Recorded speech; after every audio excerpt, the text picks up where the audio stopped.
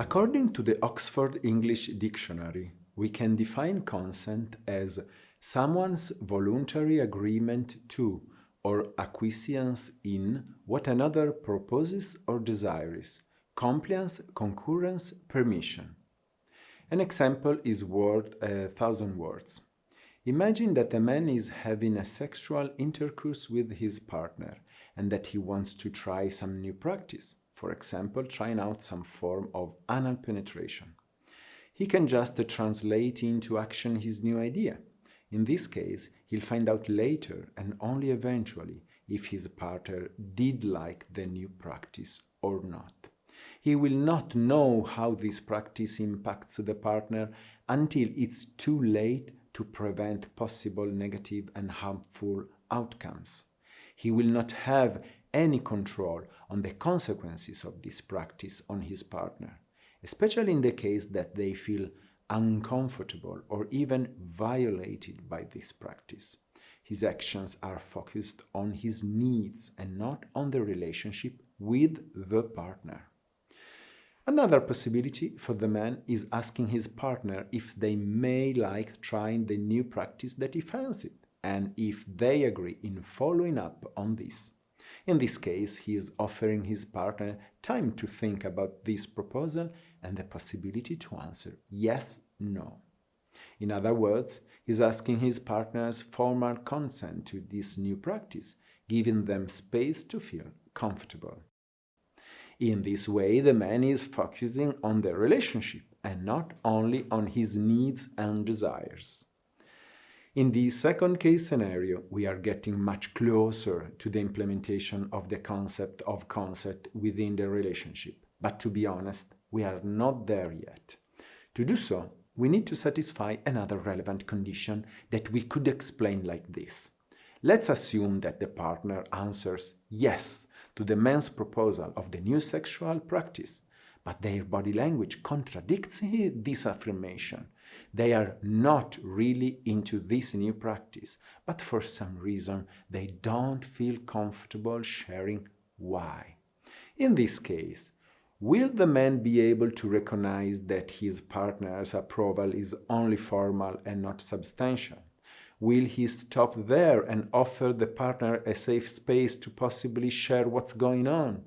This situation will probably serve as a way to foster the relationship and get it to a more trusty and intimate point.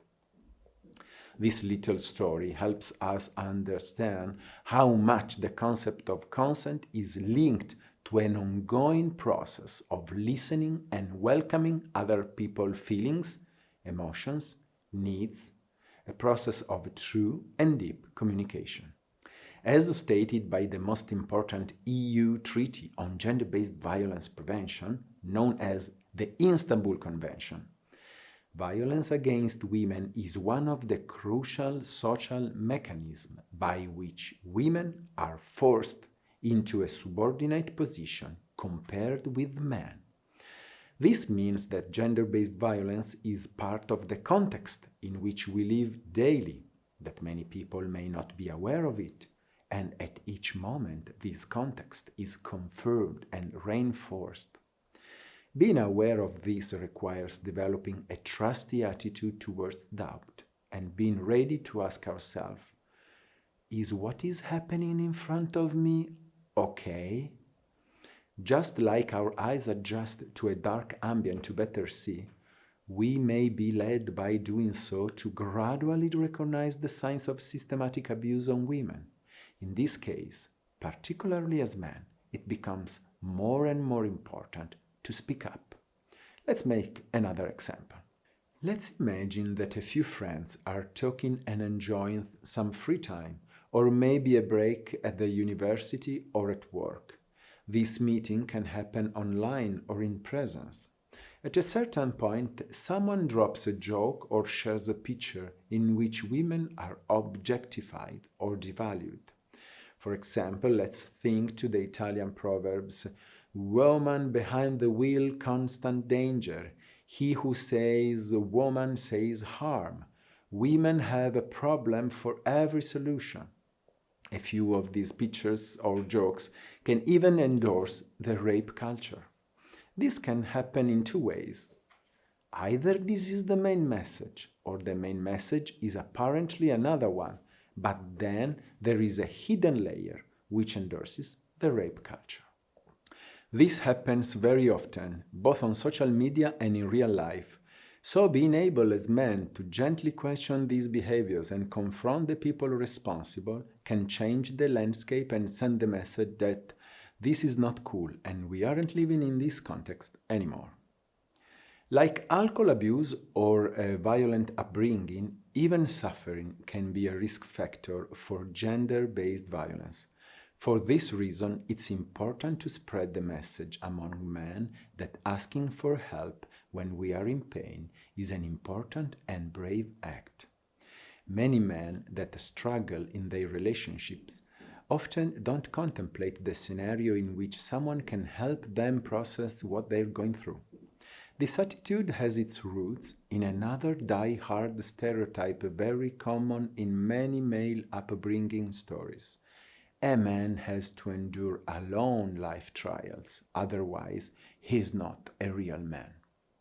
This stereotype has contributed to build a frame of loneliness around men, which is often the first obstacle towards lives and relationships oriented towards safeness, well-being, and happiness. Let's consider, for example, the case in which a man has been left by his female partner and really struggles to process his feelings and to accept her decision. In this situation, he could very much benefit from the care and help of a good friend, or even better, a professional counselor or a psychologist. They could help him take care of himself and his condition. But in order to do that, the man needs to open up and be honest, firstly with himself, recognizing, accepting his weakness and embracing them. It's okay not to feel okay. It's okay being in pain, and it's brave asking for help. Integrating this principle in our lives, spreading this message to our male relatives, friends, and colleagues is as important in preventing gender-based violence as reporting acts of harassment and exploitation. Asking for help could have led many men who later committed crimes against women to different and less harmful behaviors. Gender-based violence is a social, economical, and political phenomenon acted out by male perpetrators and for which they are the only to blame. Still, accepting as men responsibility in the process of eradicating this plague, for example in the ways illustrated above, can really make the difference and shorten the period necessary to achieve our goal.